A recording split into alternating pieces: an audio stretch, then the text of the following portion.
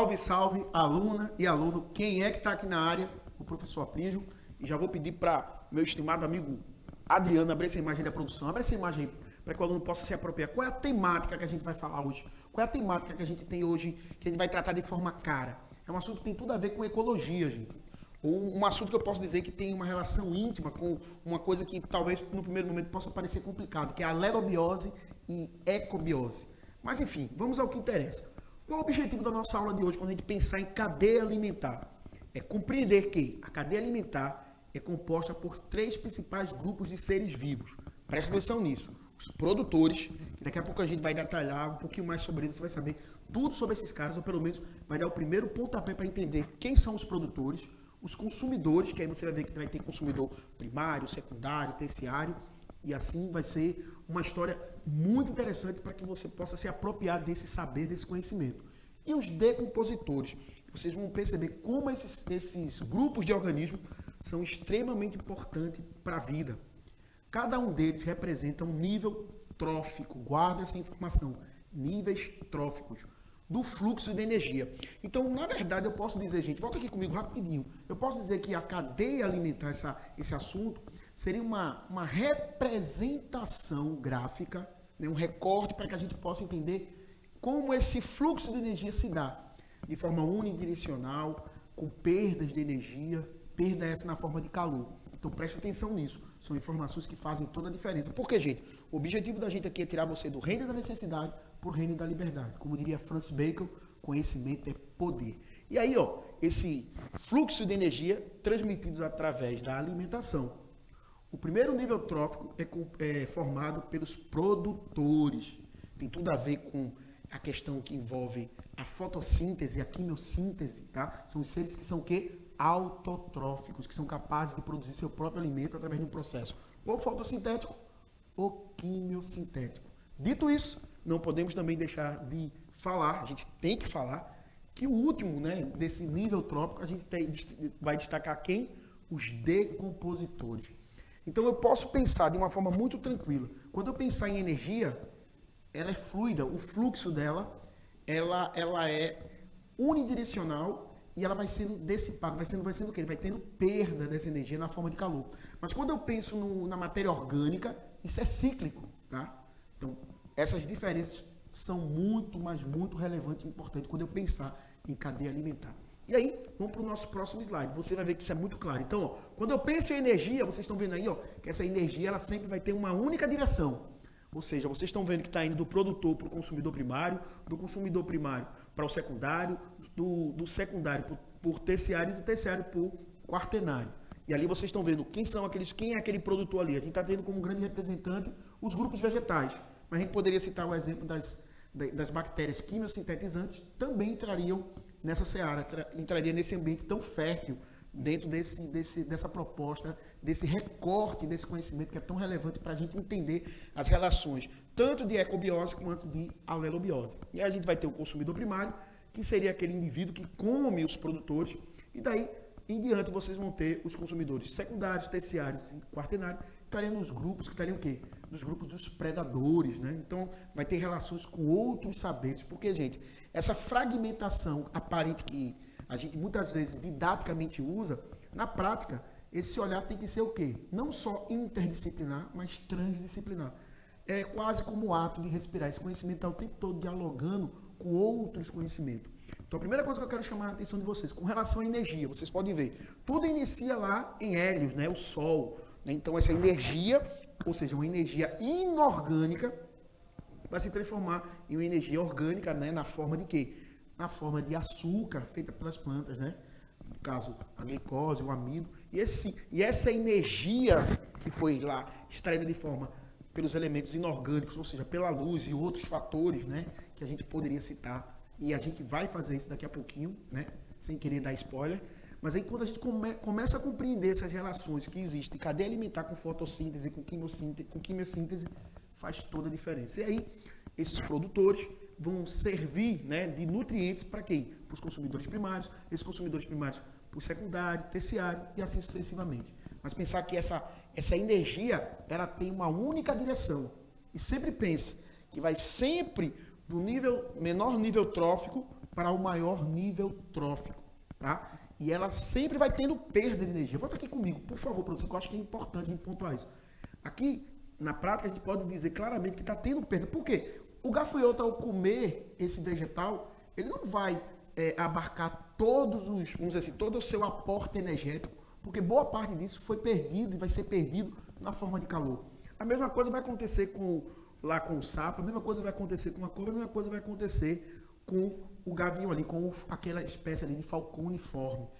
Guarda essas informações porque faz toda a diferença. Sistematizar isso, categorizar isso de forma inteligível, faz você compreender como é dinâmico isso aí. Né? A gente poderia citar aqui também como isso aqui aparentemente é bem simples, né? Parece uma coisa bem comum da gente perceber de uma forma muito tranquila. Lembre-se que isso também ocorre de forma complexa através das teias alimentares.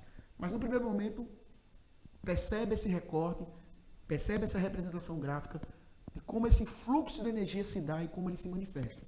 Mas quando eu pensar já na matéria orgânica, isso vai ser algo que é cíclico, ou seja, você vai ter lá os produtores pegando os elementos inorgânicos e transformando em elementos orgânicos.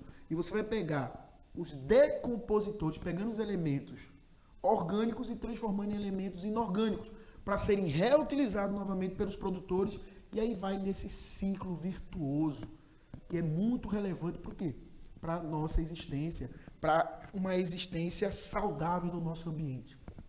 E aí, já vou reforçar essa ideia para vocês entenderem que seriam esses níveis tróficos. Então, o primeiro nível trófico está ali nos grupos dos vegetais, dos seres autotróficos, tanto fotossintéticos como quimiosintéticos. Tá? E aí a gente tem como exemplo as algas, os vegetais e as cianobactérias. Tá? E aí, depois do nível trófico, o segundo nível trófico, a gente teria o consumidor primário, que ali na nossa cadeia alimentar é representado pelo gafanhoto. Depois veio o terceiro nível trófico, representado pelo sapinho lá, e o nosso quarto nível trófico, a cobra, e a gente poderia citar o exemplo do gavião como nosso quinto nível trófico, e aí vai sucessivamente. Mas o que eu quero chamar a atenção de vocês é vocês conseguirem compreender isso de uma forma que tire você dessa zona de conforto. Para quê? Para que você possa ter aquela insatisfação positiva, que é sempre querer mais e melhor. E se você está compreendendo isso de forma saudável, e lembrando, gente, esse material está aí para justamente você consultar a hora e o momento que você quiser. Mas você tem aquele grande cuidador, aquele grande curador do teu saber, que é teu professor. Aquele mediador de relevância, aquele cartógrafo de relevância. Não abre mão desse momento com esse teu professor. E claro, a gente não podia deixar também de mais uma vez reforçar, porque é importante reforçar, como a fotossíntese, ou seja, como os produtores têm uma relevância gigantesca quando a gente pensar em cadeia alimentar. Então, nesse processo fotossintético, onde vai ter a energia luminosa, o uso do dióxido de carbono, a liberação de oxigênio, a presença de alguns sais minerais, ou seja, de elementos inorgânicos, para gerar elementos orgânicos. Então, vê como isso é tão importante. E também não poderíamos deixar de falar dos decompositores, que a gente tem quem como grandes representantes? Fungos macroscópicos e fungos microscópicos. E também bactérias.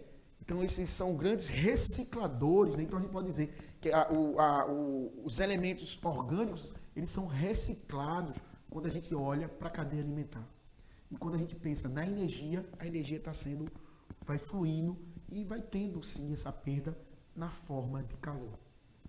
Dito tudo isso, não deixa de prestar atenção nessas informações que fazem todas as diferenças. E, com certeza, vai tirar você do reino da necessidade para o reino da liberdade. E aí, aquele momento que eu acho que é de grande relevância, de grande importância, que é você precisa saber.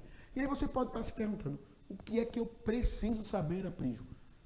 Tenha certeza que o que você precisa saber agora, nesse momento, é entender que um organismo, ele pode ser ao mesmo tempo autotrófico e ao mesmo tempo ele pode ser heterotrófico. Como assim, Aprígio? Volta aqui comigo. Você pode estar fazendo assim, WhatsApp. Que história é essa? É simples. A euglena é um exemplo de uma alga que não tem parede celular e é chamada de nixotrófica. Ou seja, quando ela tem generosamente oferta de luz no ambiente, ela faz fotossíntese.